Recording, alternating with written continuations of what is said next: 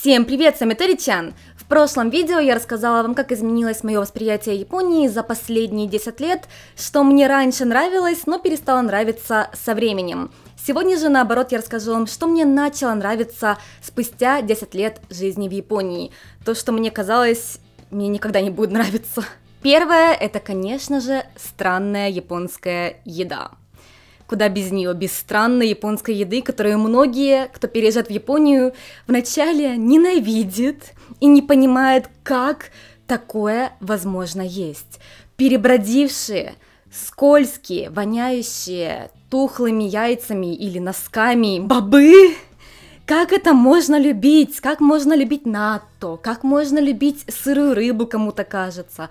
Как можно любить перетертую, слизкоподобную, как сопли, картошку, которую японцы поливают на лапшу? Холодную лапшу. Как можно есть холодную лапшу?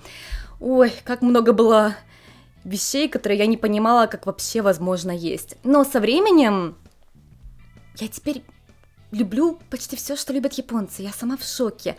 Натто, перебродившие бобы. Когда я приехала в Японию, я реально не понимала, как такое возможно есть. Но спустя где-то год или 2 года я постепенно к ним привыкла. Я сейчас натто ем почти каждый день. Реально. Обожаю натто. Второе — это английский язык. Как бы это странно ни звучало, полюбить английский, живя в Японии. Раньше, до Японии, я терпеть не могла английский и плохо его знала. У меня не было стимула его учить. С переездом в Японию, одновременно уча японский, я и английский подтянула тоже.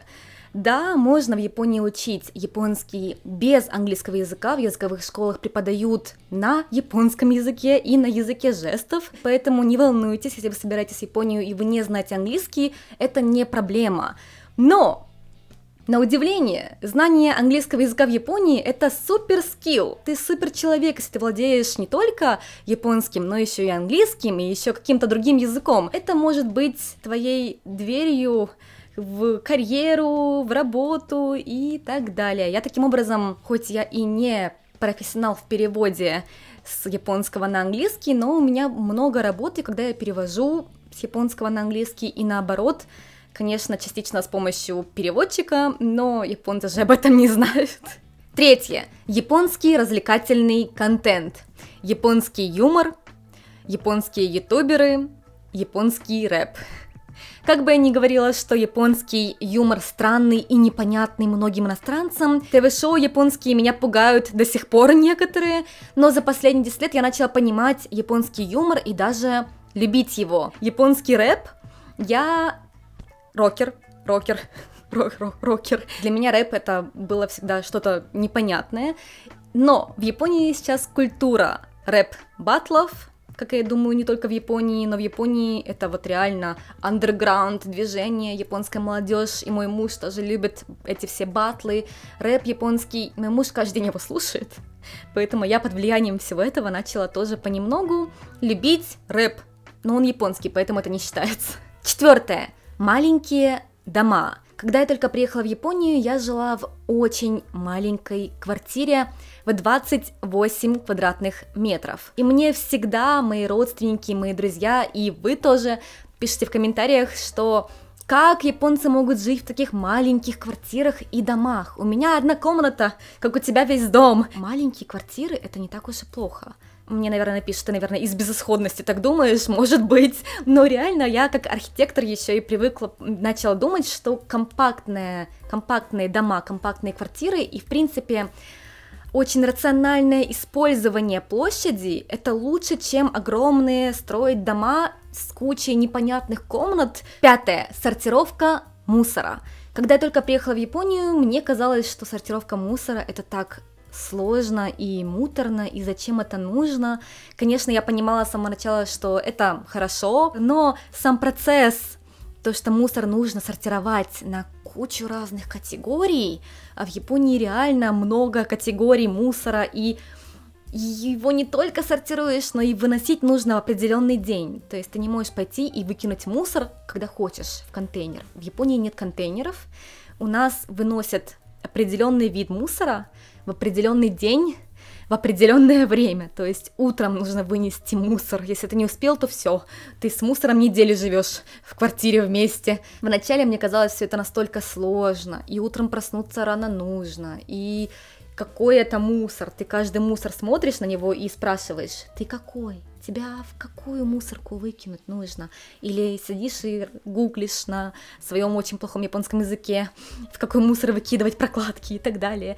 Но со временем запоминаешь, что есть какой мусор, и когда ты делаешь себе еще и разные мусорные урны под каждый вид мусора. Например, у нас дома стоит 4 урны для сгораемого мусора. Это разные отходы от еды, бумага, прокладки те же сюда идут.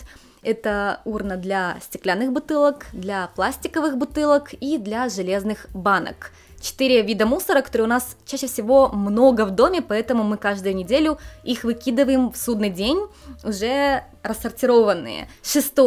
Внутренний туризм. Последние 3 года из-за ковида я никуда не смогла выезжать, но, знаете, мне было совершенно не скучно, потому что внутренний туризм в Японии — это просто невероятная вещь. Можно поехать на лыжи, сноуборд покататься на Хоккайдо, на север, и насладиться прекрасной снежной зимой и снежными пейзажами. А можно поехать на юг Японии, на Окинава острова, которые как японские Мальдивы. Это вода бирюзового цвета, изумрудного, это белый песок.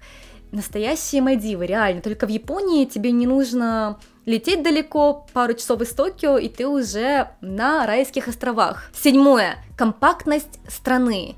Вика, внутренний туризм есть много где, не только в Японии, да и разный климат в разных уголках страны тоже не новость.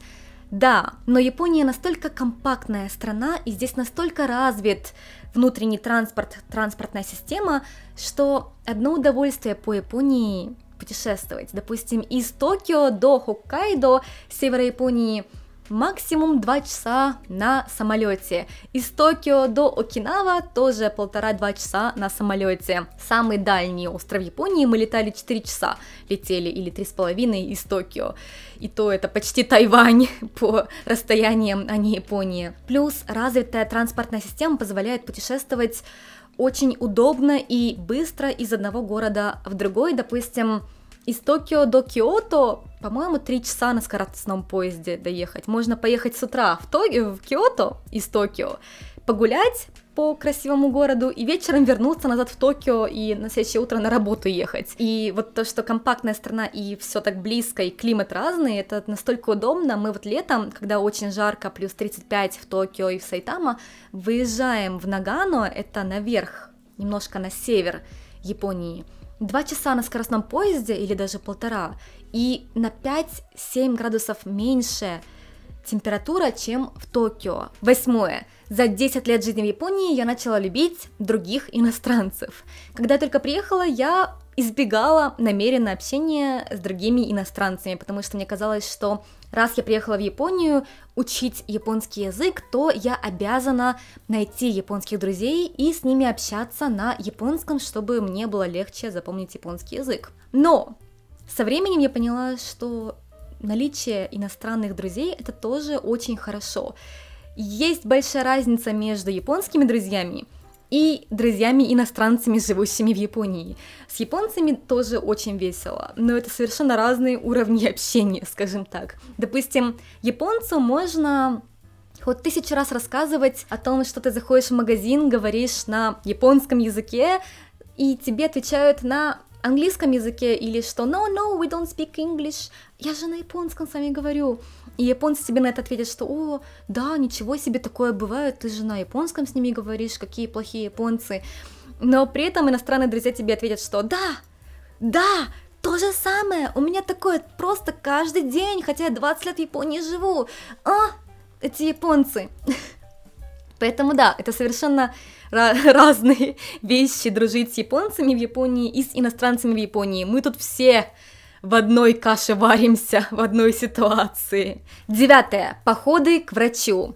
Да, в прошлом видео я жаловалась на японскую медицинскую страховку, даже при этом с переездом в Японию я полюбила больницы и походы к врачу.